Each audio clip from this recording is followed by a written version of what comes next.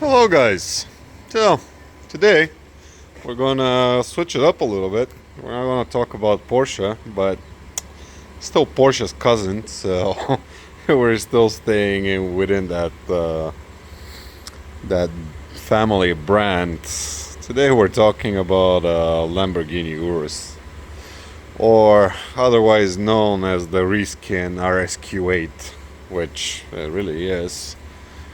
Uh, so what happened to this guy is a few thousand miles ago we actually did a coolant pump, thermostat, all the regular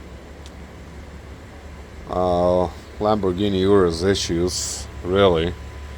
But today we have a little bit different.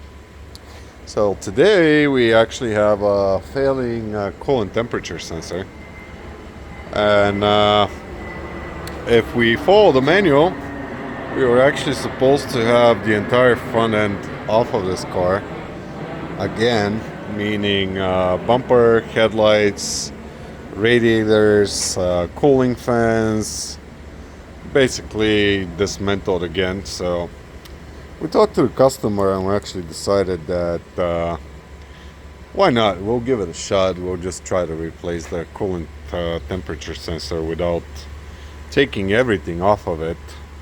And just for reference, down there is where that coolant temperature sensor sits. I can see it's pretty in there, and according to the manual we should be removing the entire front end to get to it. Us, we said nope, no, we're not doing that. So there you have it. We have a bunch of pieces out of it, and we're waiting for the new sensor to come in. Other than that, the sensor itself is actually unbolted. Unfortunately, I can't really show you the bolt spot. It's right on the side of the sensor. It's gonna be pretty hard for me to capture it the way it is, but some of you might be able to notice where it goes. It's right down there on the side. So to get to that point, what we actually had to do is we had to remove the charge pipe and the charge hose that goes to the charge cooler. We also had to remove the fresh air intake from the turbo, and I'll show you the individual pieces that we had to take out. There was a few really weird angles, and this is where tools actually helped out a lot. So getting to this bolt down here, it was pretty difficult. It's a very weird angle, and there's the wiring harness, all those PCV and evap lines in your way, and you're trying not to break anything, but we still managed to get them out. And then also the bottom bolt for the fresh intake was pretty hard to get to, but we still got to it regardless. And once the new sensor comes in, we're just gonna pop the new one in without draining the entire coolant.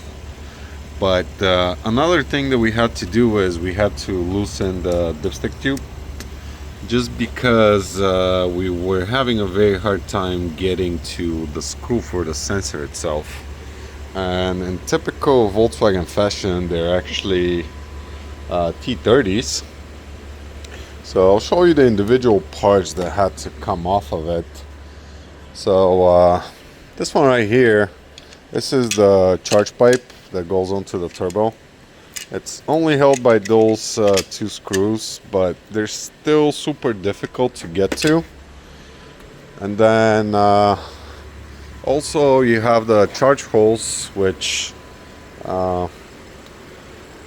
like every other charge hole that's actually stuck onto plastic, it was very hard to remove, but we still managed to get it out in one piece.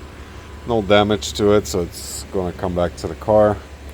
And then another piece that we had to get out of the car to get to that point was the fresh air side on the turbo. and a PCV line and a bunch of covers, of course, because hey, modern cars, they love their covers. Everything needs to be covered. And yeah, so we opted in for doing that because we really didn't want to remove the entire front end again.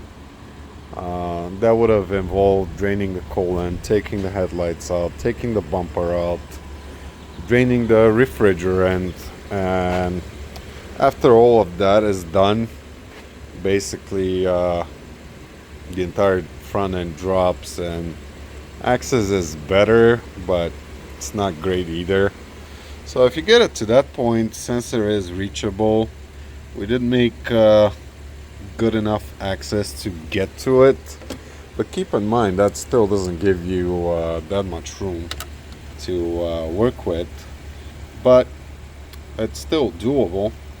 So once the new sensor comes in, we're just gonna swap it in there and retest the car. Hopefully this time around we're gonna get lucky on it, and that's all there is to it. As I already mentioned, a few thousand miles ago we actually did thermostat pumps and whatnot to this one. Even though the car is not high mileage, it's a very common issue for him. If you guys have followed any of the previous Porsche content, we're always talking about vacuum controlled coolant systems and how how bad they actually are. I mean, yeah, this one is actually worse than the Porsche. What typically happens is the pump would actually start throwing coolant into the vacuum system because it has that vacuum shroud for the vacuum pump, and it would start filling the entire vacuum system with coolant. I can see this one is actually clean. There's no coolant in anymore, and what it would start doing is it would start plugging up solenoids. You would get coolant system faults. Some cases also have low boost pressure because low or high, because what it does, it jams up the turbo wastegate solenoid as well. And on some of the Audis you can actually see the solenoid dripping coolant from the side of it. This one was caught pretty much on time, and we didn't end up being that bad, but we still had to go through all the trouble of changing pumps, thermostats, and everything else related. But the coolant temperature sensor is something that we did not do, so I guess now it's the time to do it. For sure, for the next one we will be accounting for that sensor too. Price wise, it's not that expensive. It's only like $80, and that's coming directly from the dealer. But hey, what are you gonna do? I mean, stuff fails. That's why we're here. We're here to basically help people whenever help is needed. But number two, again, not a Porsche. This time we have a F83 BMW. So this guy came in with a stripped drain plug, and we actually did a repair on the drain plug. And the reason why the car is running is we're waiting for it to heat up and verify we don't have any leaks from the drain plug.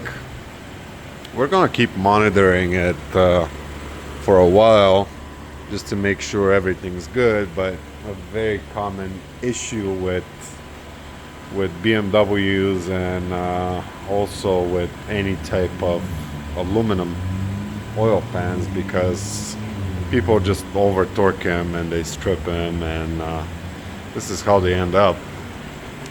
And when this happens, you have two choices. You either fix the drain plug or you just replace the oil pan. And of course we all know which rod is actually cheaper, not necessarily better in every case, but this one, it was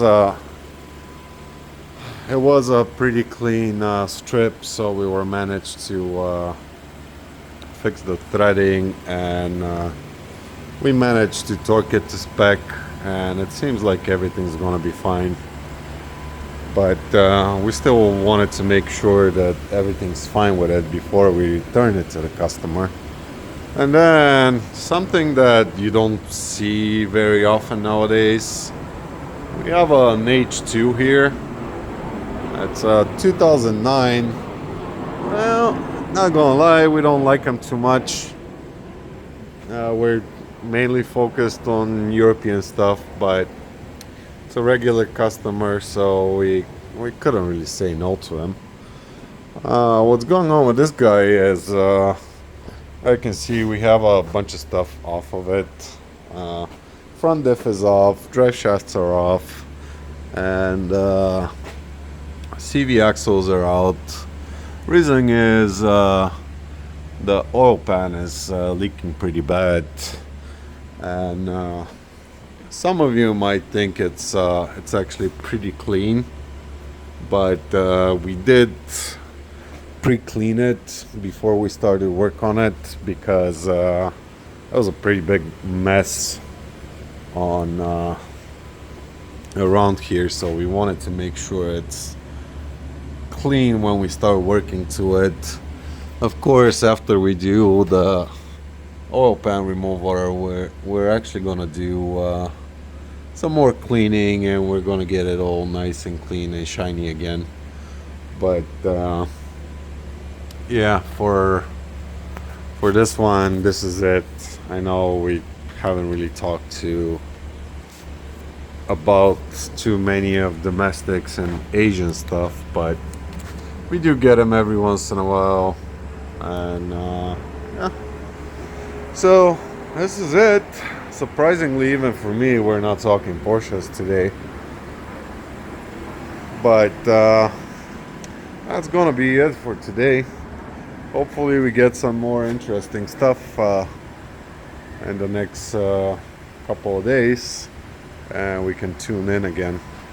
Some new stuff to show you, but this will cover it for today.